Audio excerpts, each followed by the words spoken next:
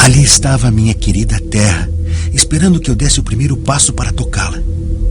Já solto por eles, dei um passo e toquei na relva do campo. Dei outro, estava fora da nave. Quando completei os 10 passos recomendados por ele, parei e devagar fui me voltando, esperando ver a partida da nave. Mas qual nada. Ali não se encontrava mais nave alguma. Olhei para o horizonte com esperança de avistá-la. Também não vi nada.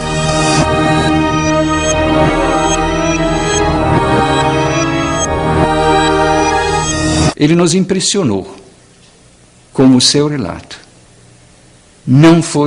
Nós não chegamos à conclusão que ele não tivesse passado isso. Dentro de uma opinião científica, os detalhes, a situação, a época, deixa claro que o senhor Artur Berlet viveu uma experiência provavelmente em outro planeta.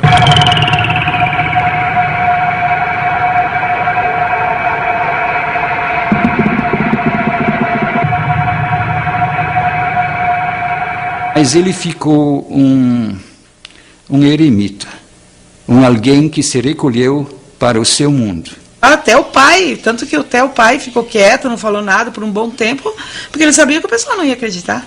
Isso nos traz uma mensagem que existe no universo, né? E pode existir muito mais de pessoas já bem mais evoluídas do que nós. No entardecer de 14 de maio de 1958, a pacata vida do jovem Artur Berlet, um tratorista da Prefeitura da cidade de Sarandi, estaria para ser profundamente modificada. Naquele dia, Artur iria viver uma experiência extraordinária. Estamos na estrada Natalino, que liga a esquina Natalino a Sarandi, num percurso de 18 quilômetros. Vinha eu de regresso do interior, já a caminho de Sarandi. E eram mais ou menos 19 horas.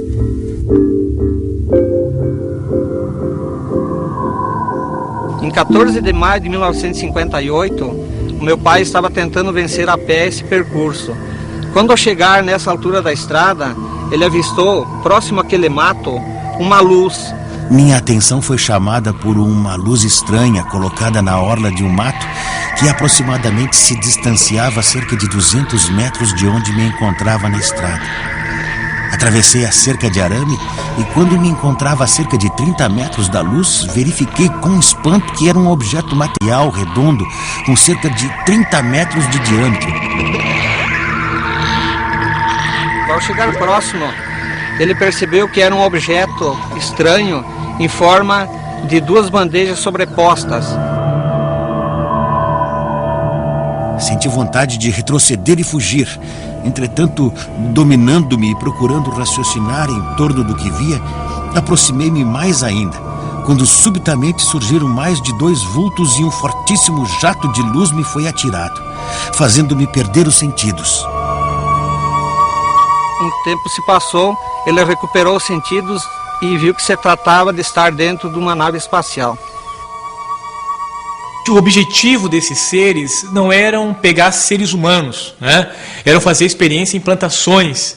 Eu tive em contato com o Artur no ano de 1969, no 2º semestre. Isso aí é uma coisa que realmente aconteceu, que naquela época é difícil de acreditar. O que mais nos tocou e nos convenceu foi com a convicção, com a certeza que ele contava as coisas que ele teria vivido e o que ele teria visto. Quando acordou, Artur Berlet estava no planeta Acarte, a aproximadamente 65 milhões de quilômetros da Terra. A viagem até o planeta durou cerca de 38 horas. A partir daí, até o seu retorno, passaram-se 11 dias. No planeta Acarte, Artur ficou a maior parte do tempo numa cidade com quase 90 milhões de habitantes. Segundo os seus relatos, os acartianos possuem o tipo físico muito semelhante ao do homem da Terra. Foi através do idioma alemão que ele conseguiu se comunicar com os extraterrestres. E ele só lembra que estava dentro do local, completamente isolado, que via criaturas, pessoas, muito semelhantes a nós, seres humanos. Ele ficou muito assustado, apreensivo, porque era um local completamente desconhecido do seu cotidiano, do seu dia a dia. E o pai sempre dizia, logo nós vamos ter contato direto com extraterrestres e tudo isso vai vir à tona.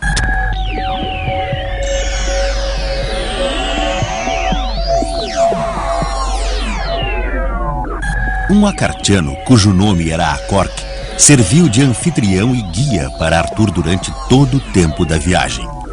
Artur manteve contato com tecnologias e avanços na área social, econômica e política, que, segundo ele mesmo, equivaleriam a séculos de evolução se comparados com o que se vivia na Terra de 1958. Vale lembrar que, oficialmente, a primeira viagem espacial do homem foi em 1969, rumo à Lua. Então, qual é o planeta que os senhores têm em mira? Ele fez uma cara azeda e retorceu os lábios e por fim disse: eu me desgosto ter que lhe contar, mas como o filho do sol me pediu para fazê-lo, tenho que fazer. Antes ele continuar, eu, louco de medo que ele dissesse que sim, perguntei: por acaso os acartianos estão planejando invadir a Terra? Não é este o termo exato, mas é realmente na Terra que esperamos resolver este nosso problema.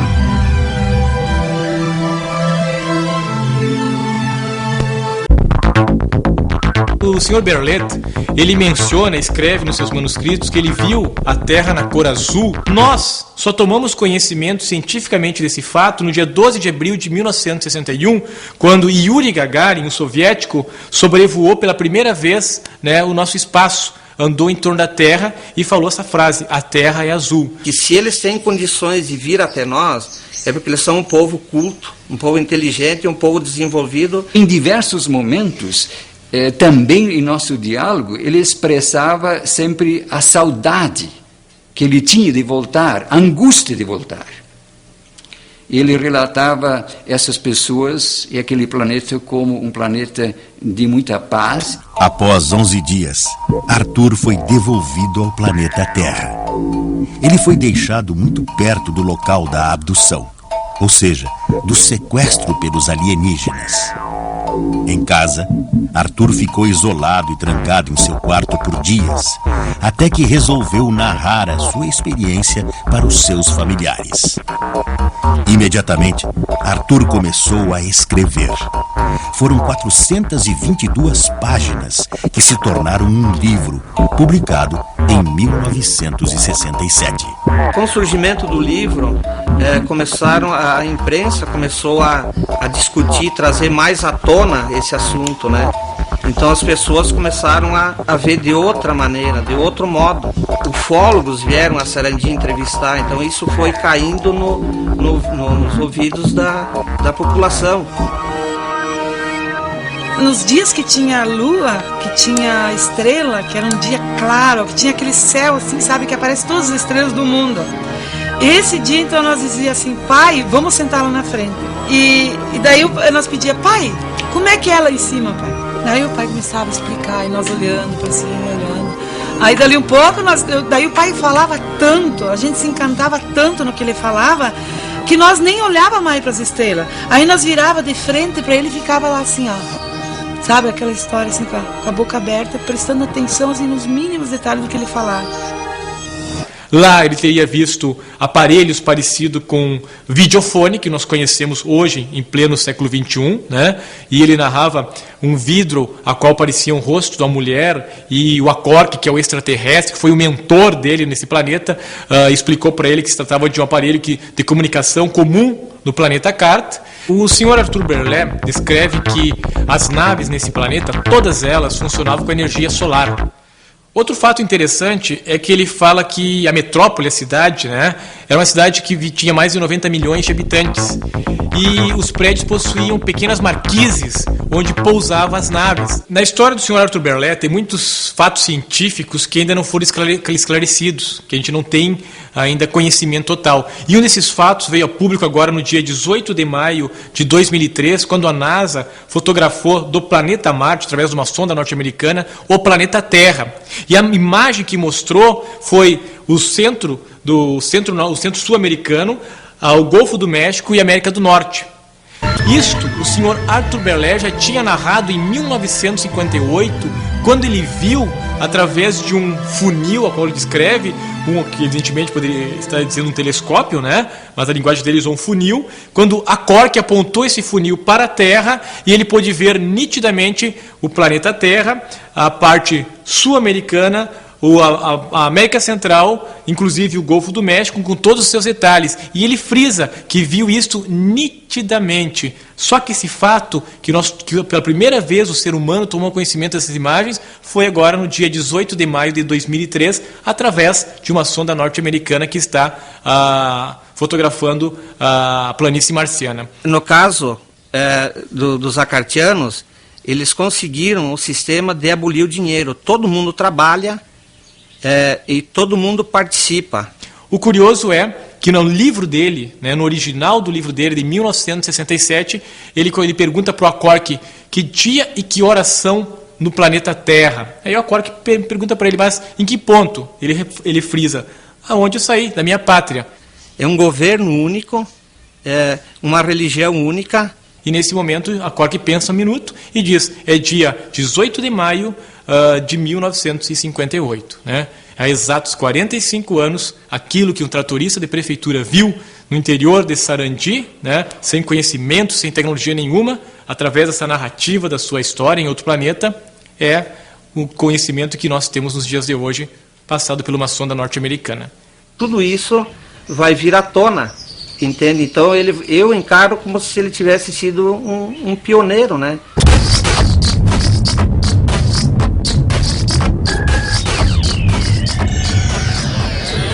E quando na nossa confissão de fé nós testemunhamos, creio em Deus Pai Todo-Poderoso, eu sempre imaginava que o nosso Deus seria muito pequeno se ele fosse um Deus só desse nosso mundo. E é por isso que ele me abriu a visão e eu diria, nós vamos descobrir realmente que o mundo vai além daquilo que nós enxergamos. Em 1958, havia na Terra umas poucas dezenas de bombas. Hoje, temos milhares delas prontas para disparar a qualquer momento. Em 1958, 1/10 da população da Terra passava fome. Hoje, 1/3 passa fome. Onde quer chegar o homem da Terra? Você sabe? Então responda, porque eu sei, mas não posso responder.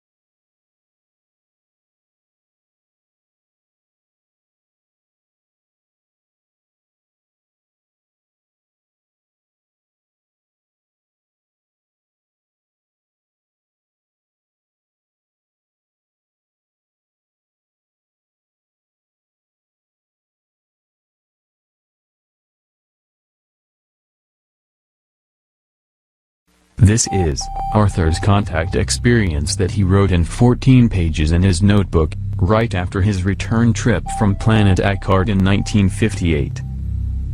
It began when he was in the local region in Brazil, where he was doing some photographic job.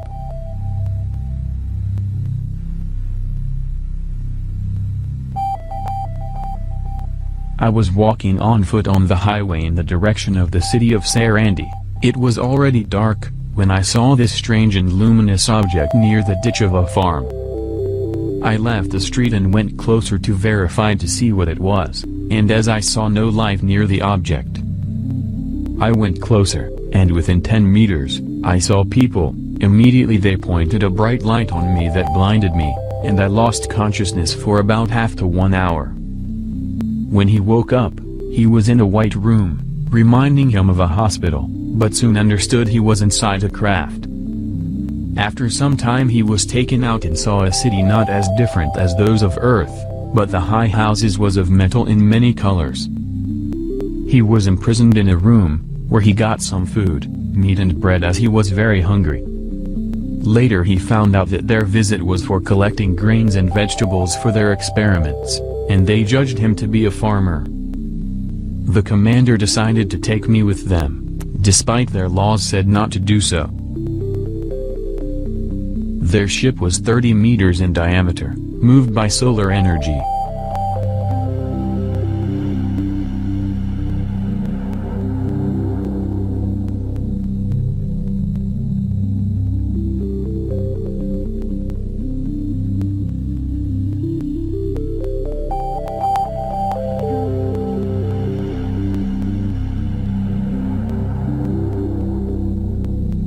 What are those people from Eckhart like? I could say much like us, but only more pale, whiter than those of Earth. All I saw had hair color of straw, but a few had dark hair, medium in body stature, and greater than ours. They talked in a German tongue, but could speak many tongues of Earth, and had learned it by visiting Earth. Many similar races have observed us, and can be here undetected. He was then taken to another place, and they brought him outside, which were crowded of people walking the streets, but he saw no kind of cars or any kind of vehicles. He wore a cape that he had gotten from them. Nothing then separated him out from the others. Suddenly he looked up and saw lots of crafts in the sky. One suddenly shot down from above, to a terrace of a house so quick that he was sure it would crash into it. But it had seemingly full control. Later he was advised to a room reminding him of a hotel room, with a bathroom, but the shower came more like gas than water, because it was so light. He got clothes from them after the bathing, but felt like a clown in them, as they were strange, he remarks in his writings. He was then taken into a new conference room where another group discussed what seemed to be just talking about him. One of them spoke to him in German, which he did understand. This man was 2 meters tall. He remarked a girl aged 20 there, and all were so white pale-skinned, as he says it seemed they had been inside for years, he remarks in his writing. Arthur's own father was German, and his mother was Portuguese living in Brazil. He was offered a drink, but didn't dare to drink it. Arthur asked if they were Germans, and got the answer they were all Eckartians. He said his visit there was almost accidental, nobody having planned to take any earthlings there, and that he would be brought back within 10 days. Neither was they allowed to bring any earthlings to their planet, so the captain who did take him from Earth, he was punished for it. He later found out that he had to work in a mine for some time as punishment. He was with them having a meal, and they all talked together after eating, but only one of them he was able to talk to in German. His name was a Cork. Their way of greeting was not to shake hands, but place a hand on each other's shoulders. For the persons they knew very well, they used both hands. They underlined they believed in God and remarked that he, or there, the visitor, was having doubts. Later he was taken into a smaller ship, UFO-like, with a cabin with a pilot, and looking out the windows was a wonderful view, and he was brought to another city, the main city called Caen, a city so big and marvelous that the Earthman was speechless. Because of all the crafts flying around so near and never collided, as he supposed they would have many times.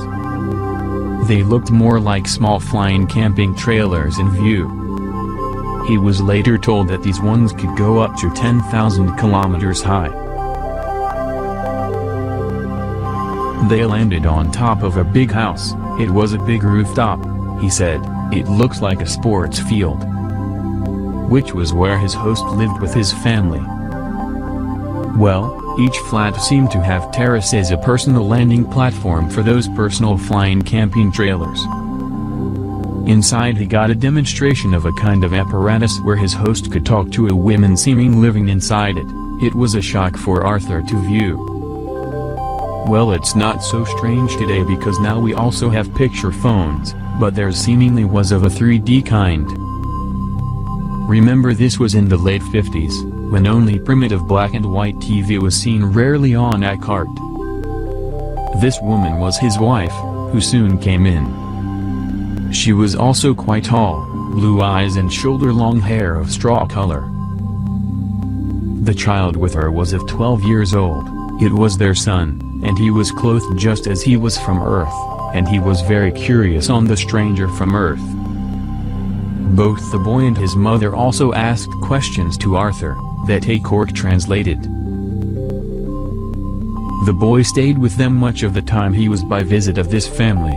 He didn't understand his talking in German, though his father translated some of it. Arthur also saw that the furniture in their day room was fixed with the walls. Then he was shown more of the big city they were in. They called the governor spiritual ruler of their planet, the son of the sun.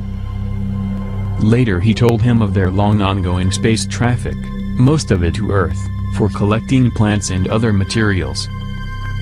He gave him this comparison between the two planets. One Akartian year is similar to 675 days of Earth.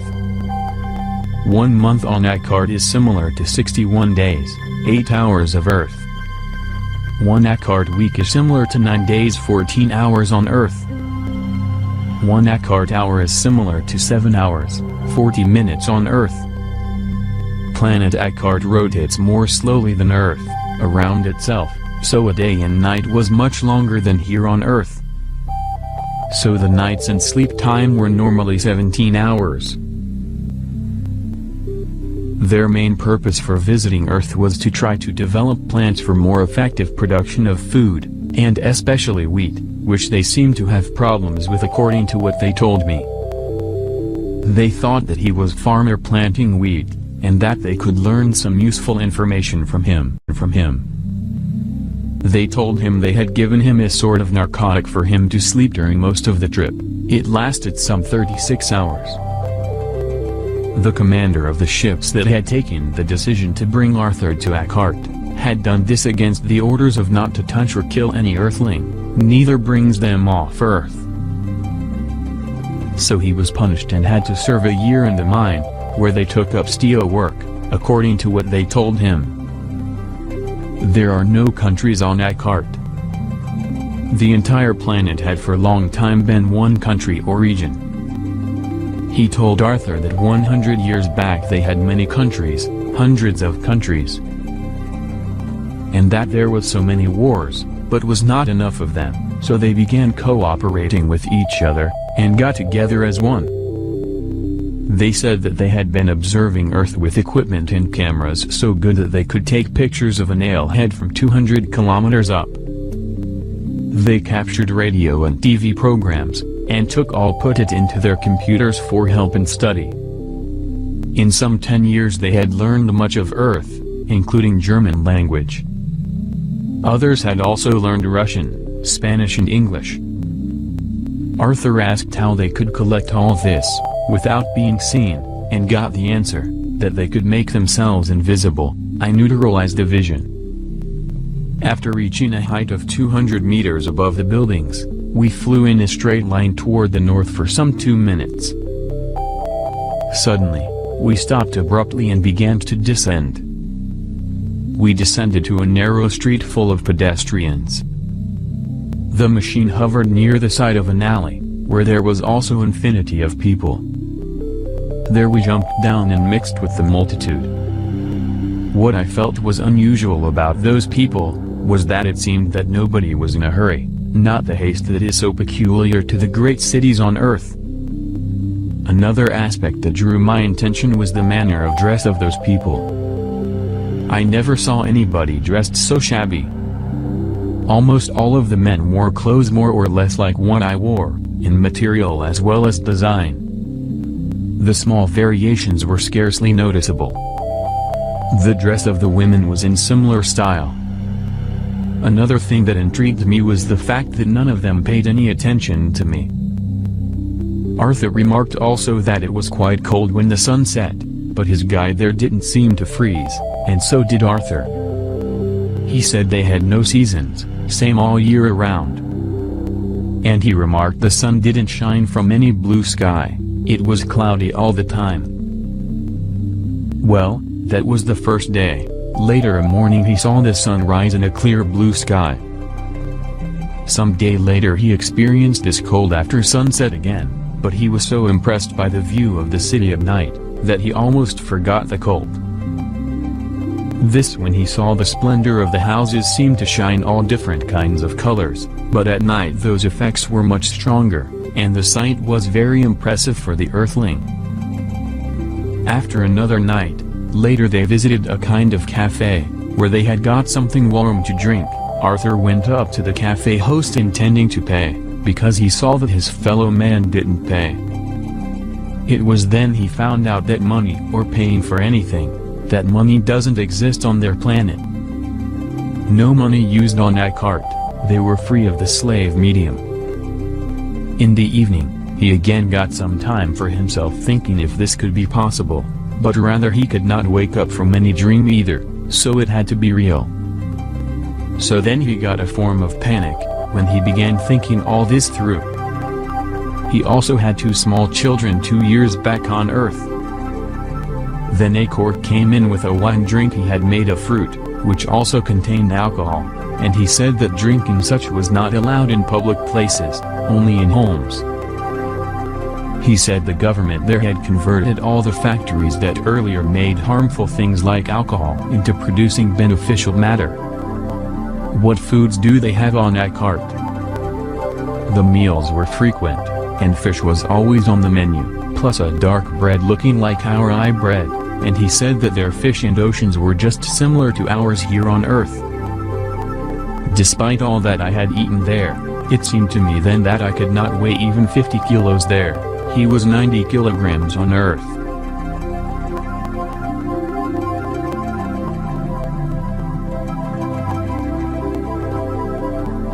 When he went to bed, he said that it was very comfortable. So was that one evening, he came to study his footwear he had got, and it was a kind of sandal which description in the book reminds me of these health sandals with uneven surface soles, and those also had springs inside. But it was very comfortable, as he says he could hardly feel his feet when walking. The room he slept in when he was as a guest, had no windows, he was lying in the center of the house. The next morning he woke up, without knowing what time it was. He put on the local clothes he had got from his host, not to stand out. He then went out to the terrace, and looked at the radiance of the beautiful city, while waiting for his host to awaken. Else was a cork, his host, not sure of how much he could explain to the visitor, regarding all the details of life and governments on that cart, until he had been guided by the authorities of the Son of the Sun. The opinions diverged among the council on his experience on the following day.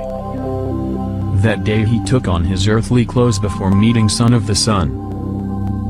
They went to the balcony where the flying machine stood, pressed a button so that the fence went down, and flew away to the seat of the government some 60 kilometers away. He then understood that his host didn't live in the middle of the city, for just that was where they now flew, and landed on the roof of the government building, where many similar crafts stood parked. They went down an elevator to a meeting room. Arthur saw that the gathering had big respect for a cork his host. He told him that the council was of more than 500 people, and both of them were nervous. The house was round, and so was the room they came into. but one straight wall where a big table plus chairs stood in front of the curved seats in many levels.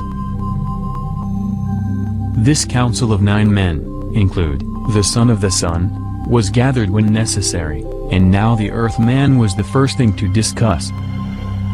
The son of the sun was picked out of many thousands, out of his human understanding and wisdom qualifications. They should discuss whether Arthur should be returned to Earth. A debate followed where he was interrogated. "We have transformed our planet from a hell of theft and robbery, lies, usury, speculations and shame, to a paradise of love, fraternity, understanding and progress." The next was that the son of the sun wanted a meeting with this man from Earth. He himself lived in a flat like most of the others. There was no need for a palace with 100 rooms. His flat where he lived with his family was almost identical to that of a cork. He also got to meet the family of the son of the sun at the meeting room. They all have this pale color skin, almost white. He had a son of 12, and a daughter of 16, but he felt no attraction to her, rather opposite. But he found his wife more attractive. He also got to eat with them, and remarked that nobody talked while eating. Then the son on the sun told him to write a narrative of his visit when he came back to Earth, but also said that nobody would believe him those first years, but after some 20 years, that would change, he said. Now it is half a century, 50 years since this occurred. They told him that they would show him much of their planet in the next few days if he was to stay there before going back to Earth. After the visit from the sun, he was showed the marvelous city from the top of the roof, where they had landed with this flying wagon for this visit. One of the big differences to Earth, he remarked, was that it was no noise there, only the hums from the small ships. All the walking for the people happened on narrow streets because of the little space for pedestals, but other transport happened on subsurface by subway. He said that on this planet they had 20 billion people on the same area as on Earth had 4 billion, 5 times more than the density on Earth in 1958. So it was a very overpopulated planet. Later on that day they flew him very quick to see all around a cart. They flew to a farm, where he was shown farming in terraces that look like stairs, like those similar to rice farming on Earth, like in the East, but the vegetable they had down there on that cart where they flew over, look similar to potatoes. They flew over, look similar to potatoes. The small hill that was made up of these steps, there was 20 steps, and 100 meters wide. The tractors were not making any noise, only a low hum. He said it was driven by solar power, supposedly electric. The living houses were then placed on hills, rocky places, because where it was possible to produce food, it had to be utilized. Later they flew over flocks of grassing buffalo kinds of animals, but these were twice as big and only one horn, of half a meter. Arthur had never flown on a plane back on Earth. It was an impressive sight to see all this, also from above. They passed big mountains, and when he later saw pictures of high flying from Earth, he recognized it. But they also flew over a city, which looked to be on a mountain. It was built on just a mountain, out of the need for space as said before, and up there, they could not place a farm. On this mountain were also the biggest mines for solar steel, so there was also a lot of production going on in or around this mountain city. When we flew over its center, its ends were lost from sight, and it was built completely on top of rocky mountains. There were hills like the Sugarloaf in Rio. Then they landed in this mountain city and ate a meal there, while his host seemed to be well known for those people. He also then remarked that their custom was to only pray before eating when in private, like home, and where many were gathered, they prayed inside only instead, out of practical reasons. Then he was taken to an enormous factory where the solar steel was created. He said it looked like an airfield.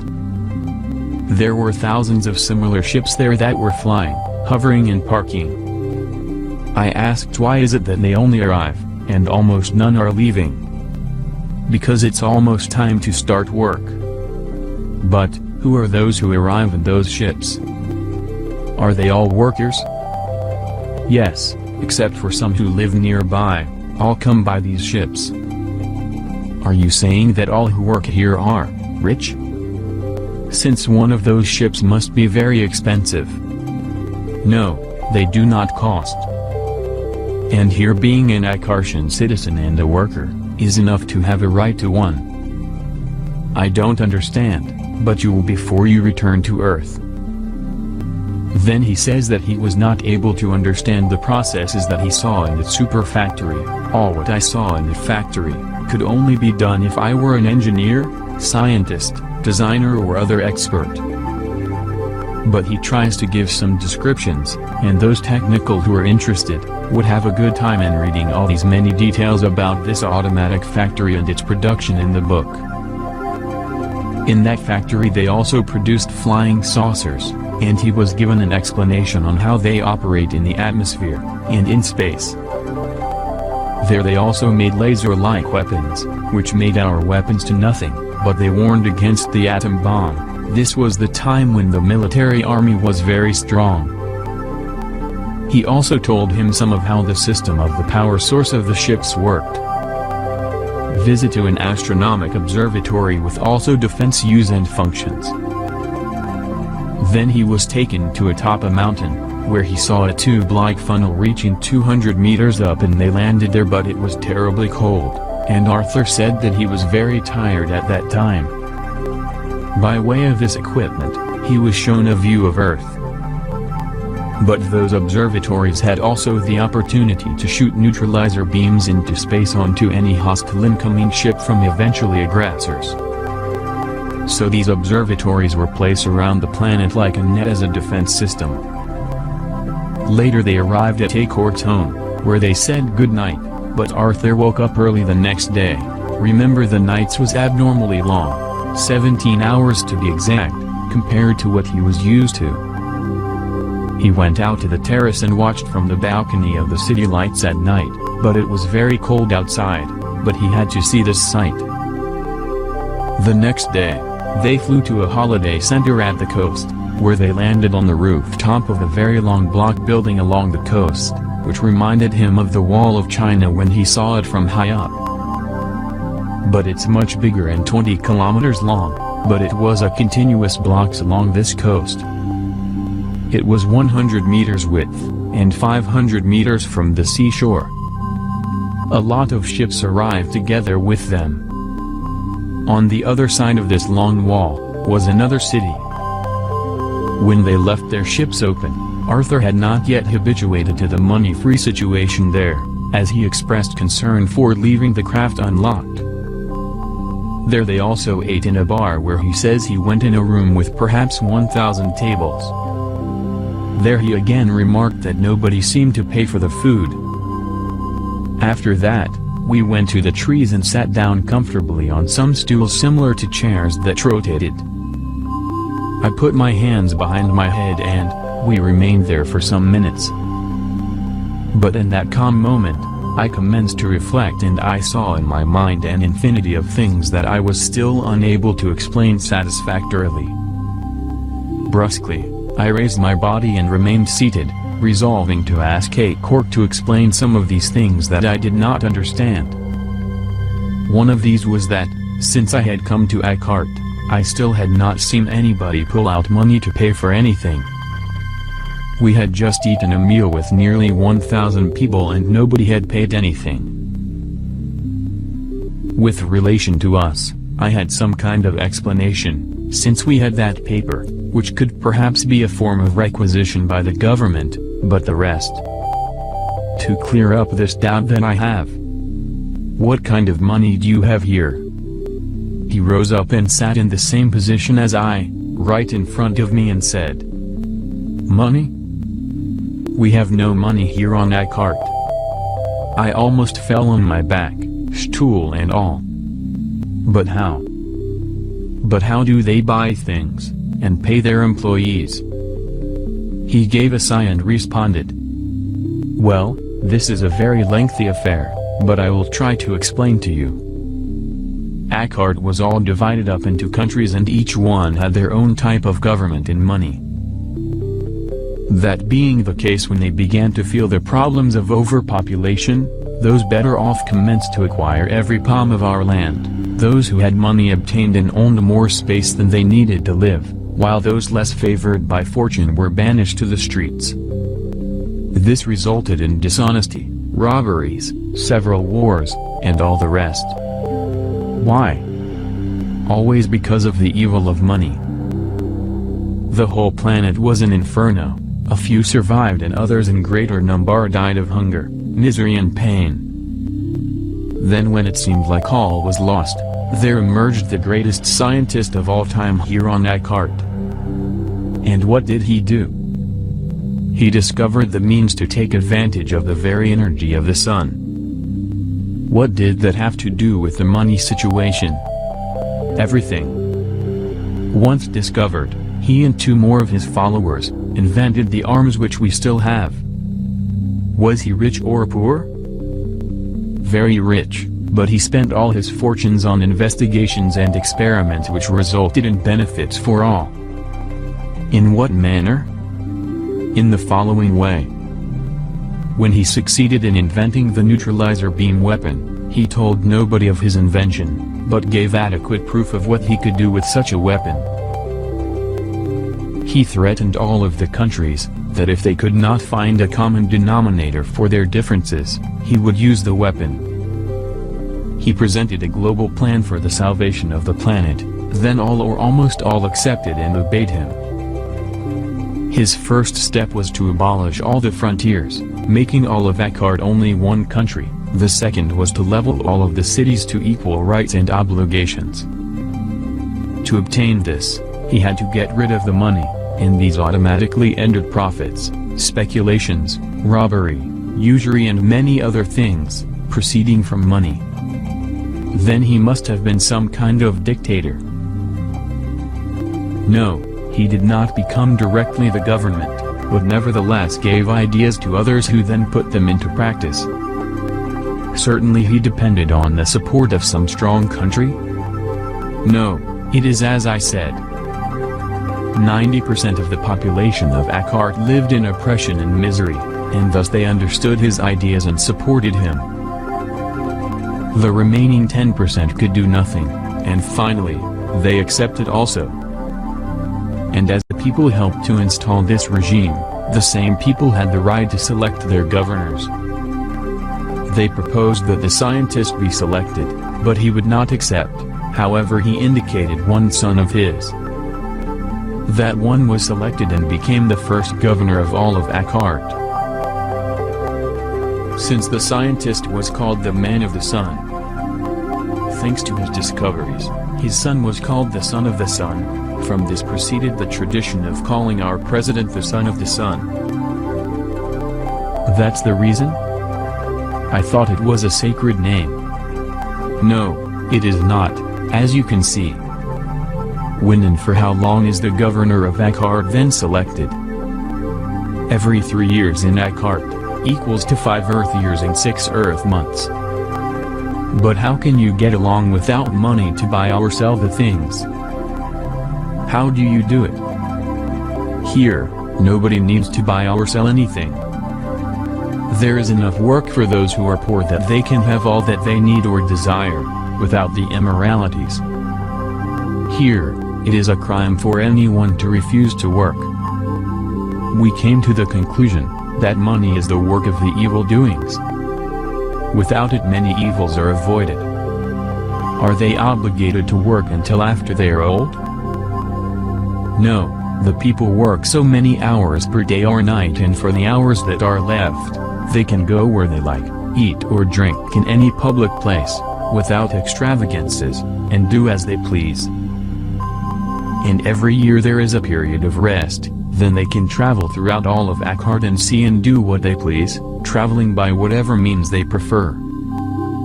For this there is enough work available, which is furnished by the government. What one citizen has, they all have, because here all that is produced obeys a global planet, such as homes, ships, clothes, alimentation, etc. Up to what age do they have to work? It is like this. Until 11 years in that cart, but they have to study. From there forward they are going to work in a profession which was approved by the schools. They work until 36 years in that cart, and after that they retire. Then, they can stay in one place for the rest of their life, or travel wherever they want, live in one fixed place or live in a hotel, or various hotels, as they choose. They have all the assistance and attention they require for the rest of their life. Is this law also for women? Well, the women also study up till 11 years, and after that then they may marry and care for a home, or if they do not want to do that, they are obligated to work according to their profession. When, and if, they go on interplanetary voyages, their laws stipulate, it is a crime to bring back terrestrials on the planet they visit to Akkart. The commander of the ship that brought the Earthman, Artur to Akkart, he was demoted of his rank to an operator. I don't understand how the commander of an interplanetary ship, of such high position, could pass to become an operator, because of an unfortunate such as me? Yes, because our laws concerning the terrestrials is as follows. We must not touch nor kill, still less bring one from another planet back to Akkart, as in your case. Here the laws are made by man, and those that disobey must pay for their disobedience. I thought that a functionary of such high position would have some rights. No. Here we have neither highs nor lows. All are as equals, even the son of the sun, their governor. When he finishes his days as governor, for which he was selected by all the people, he will return to plow the fields, because that is where he had came from before governor. What are these mines of solar steel? Solar steel is special steel utility, I believe, still has not been discovered on Earth. It is of that which we make our solar ships, like that in which you traveled with me, and other things as well. It has many other uses.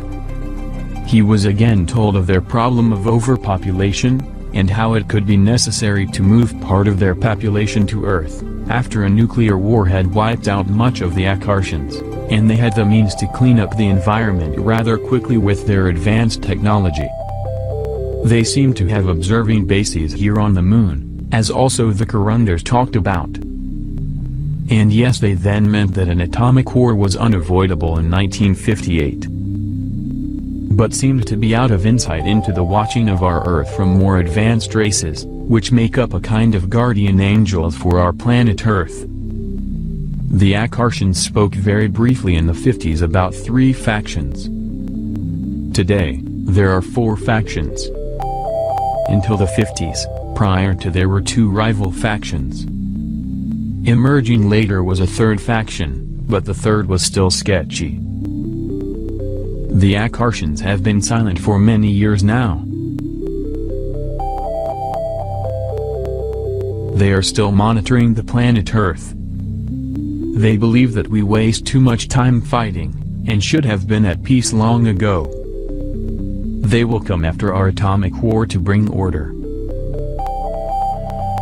We are not exactly unaware that there on your Earth, there exist 2 or more factions which are in conflict, and all possess atomic bombs, with high destructive power, and they continue to make more all the time, and of greater scale.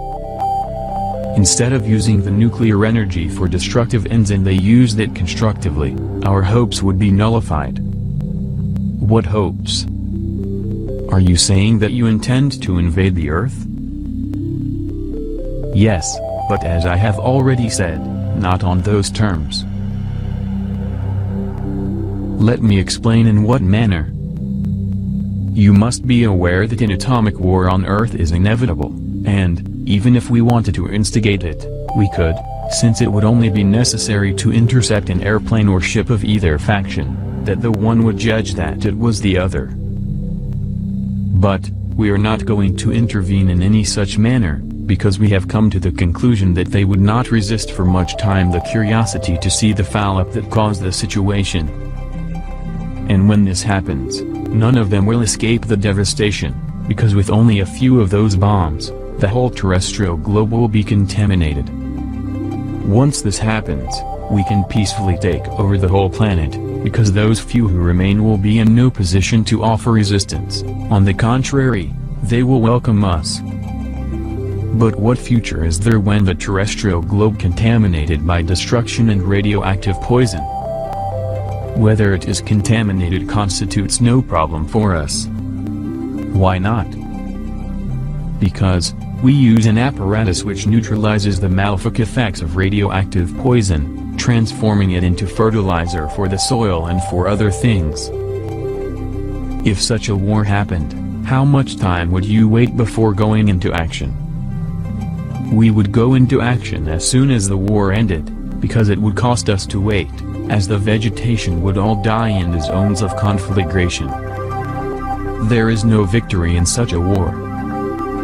They would attack each other mutually, we are certain of this, because we know all the secrets of the terrestrials, against which they know practically nothing concerning us. But if I tell them of what I have seen, and heard here on Eckhart, I give you all the reason when I say that nobody is going to believe you. What suddenly interests me is that which awakened the son of the sun in the council, when from one moment to the next, after finding danger in my return to earth, he asked me to make a written account of all that I saw, heard and felt here, and to try to divulge it. Perhaps it was to test my loyalty. I can tell you that it was not for that. We are interested in a large part of the terrestrials having knowledge of some possible narrative of yours in this respect, and as is to be hoped, nobody is going to believe it at this time. Why not at this time? Because they are only going to believe me when some of these facts have been proven. How will this benefit them and when? When they come out of the war and we appear on the earth. The few who survive, due to your knowledgeable aid, will know something of our system of government, our manner of life and being, and thus will not make us suffer when there's resistance, which would be useless to try. The Akarshans maintain a base here on Earth, for some centuries now. And every so often they rotate their staff.